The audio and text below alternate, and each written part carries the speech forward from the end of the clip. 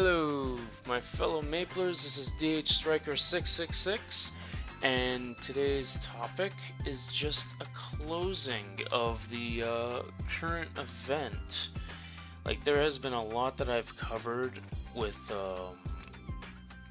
there's been a lot that I've covered with firepower, and I don't really feel there's much else I would need to cover, outside of firepower specifically. There is this Beefy's Kitchen event that's going on, and Fruit's Journal, and Sweet Like Honey.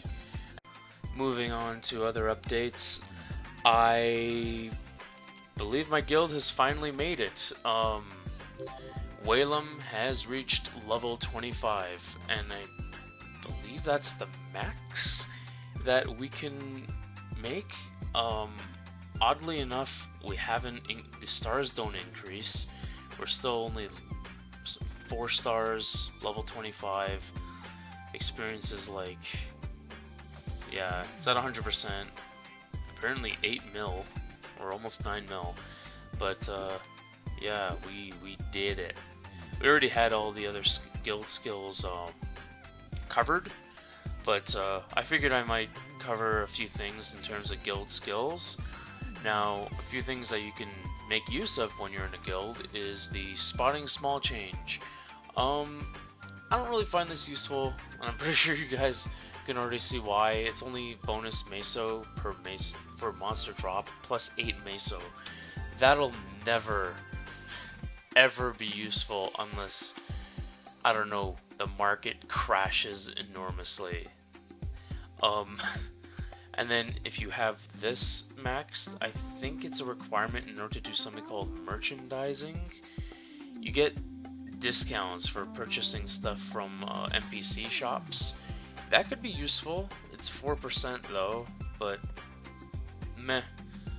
I guess you can use it. Now, in order to get this skill increased, you need 16 SP spent. So your guild master is the one that's pretty much calling the shots using the SP. We have 4 SP left, but there's nothing to put it in. We already maxed everything. The next skill is Fearless. So this is actually really good.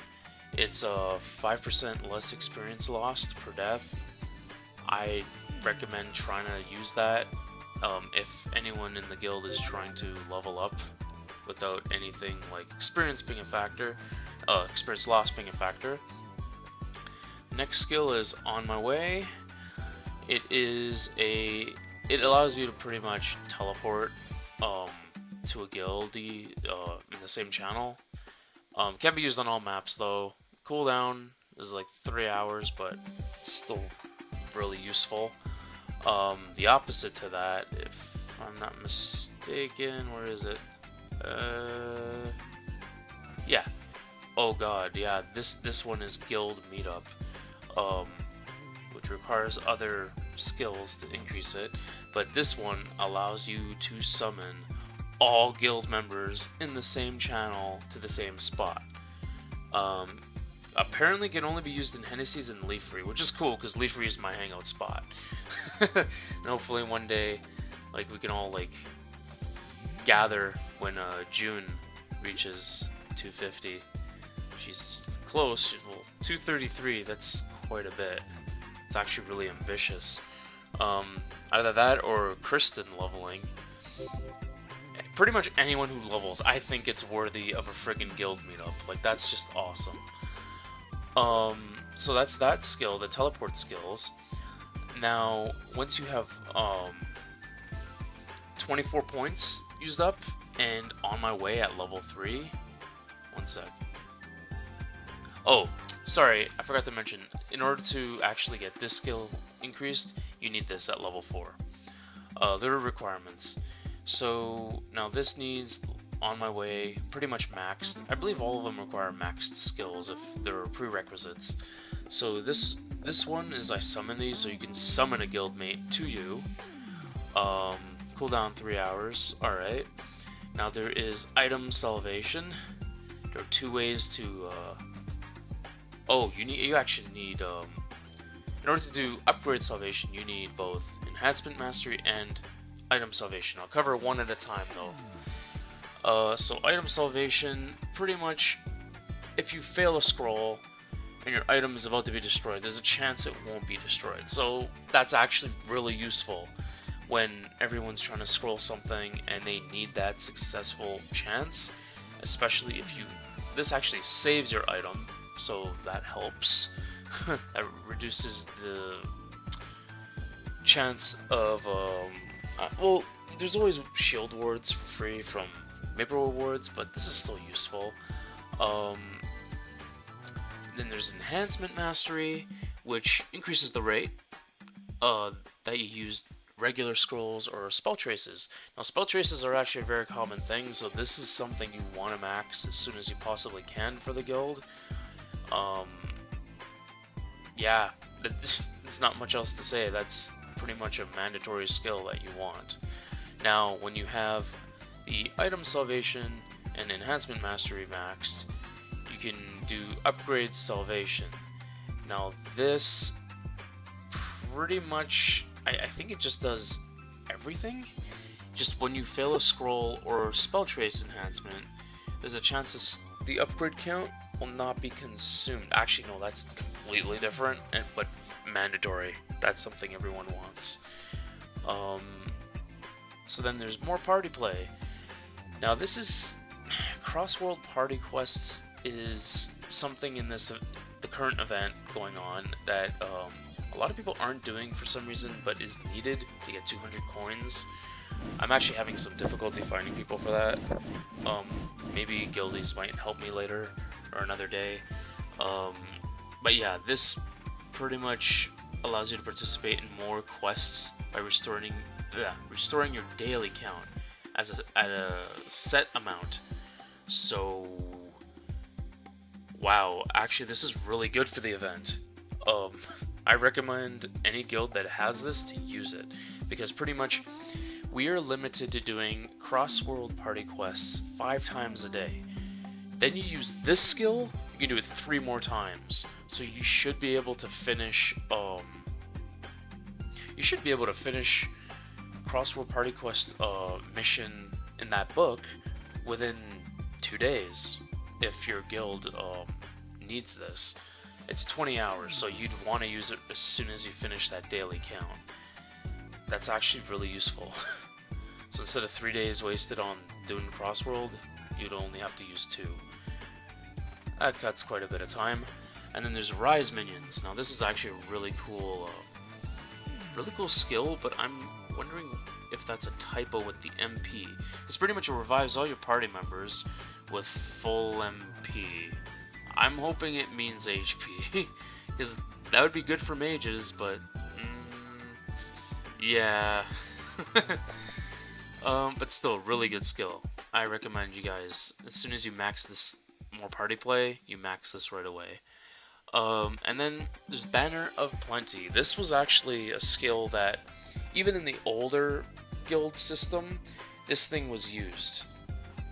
Like, you pretty much get guild potions. There's an event going on where you get even more guild potions, but this skill actually dictates how much you get as well, even from the current event. And I've actually tested it on my Bowmaster, because I'm part of an older guild that's not as active anymore. We don't have our guild leveled too much, so like I believe it's level 9 right now, and I only got 30 potions. Now every time I'd get this, the event, I would get 60 potions instead of 30, because I'm in Waelim.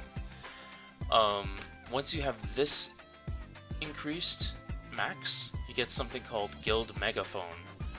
Now this is actually really cool. I suggest only really using this for like important things, or if you need everyone's attention, because not everyone would be in the same channel. And you can also use this to advertise a guild. Honestly, like it's a really good tool to use if you need to get a point across, or you want to just advertise your guild. Like, it's awesome. I actually might want to use this eventually, but I have a YouTube channel, so it's not really too necessary, but just to let the server know, it's a nice thing to have, right? And then as soon as you have these two maxed, you can go on ahead, or you actually only need this maxed, but either way, you use the guild meetup. This I mentioned already. You pretty much just teleport all members in one map, and for partying, it's good. It's pretty good. Now, there's also noblest skills, which you can only really get SP for when you do those flag races, guild flag races. Now, I don't see any. Yeah, because sometimes what happens is you'll see a notifier above your head. It's an envelope with a red seal.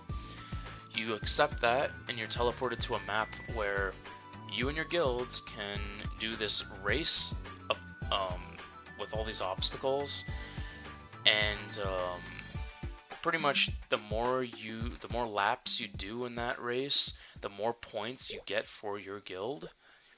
And eventually you can actually max these skills, which are actually probably the best ones that you can get.